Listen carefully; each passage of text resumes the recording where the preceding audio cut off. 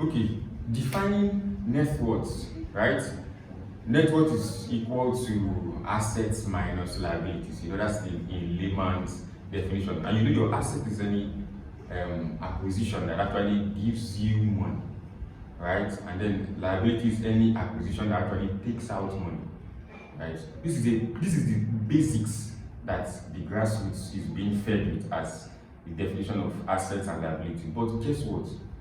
At a level, what brings in some things that bring in money to you cannot still be defined as an asset to you. Why? Because with good proper knowledge, the capital that is invested into that particular thing can also be invested into something else, and in shorter time you have higher returns.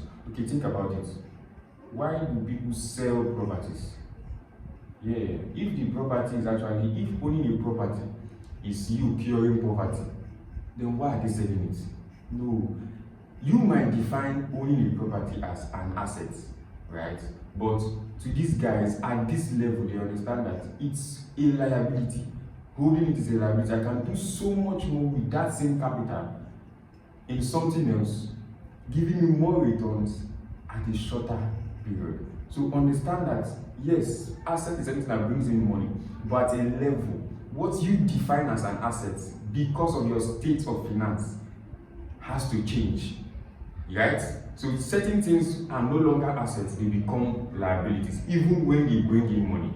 Right? So there's a difference between wealth preservation and wealth creation. So in the space of wealth creation, you should pursue capital appreciation over ownership. Yeah. So when you are at a stage where you are trying to preserve wealth, you can now go into ownership, which is long term. Over the long term of keeping this property, or keeping these products, or keeping this service, I am saving it, but it is also beating inflation. Right? So some of the things you hear as investments, they are not investments, they are just branded loans.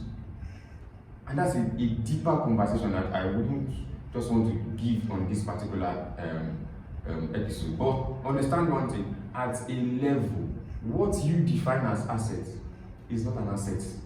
Because at that stage, you can also use that same invested capital to put into something with knowledge.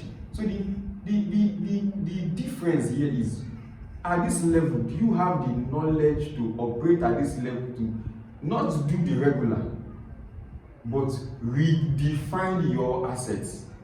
So, but it still banks on knowledge. That is why the wealthy guys don't stop learning. This is why the rich guys don't stop scouting for professionals to be on their team, on their board, right? Because they understand that the more I have people that know, the more I redefine what asset is to me. I appreciate capital in a shorter time, right? So just do your research, have people with professional knowledge on your team, and keep expanding and keep redefining what you call an asset. Because they say it is bringing money, at your level might be a liability to you.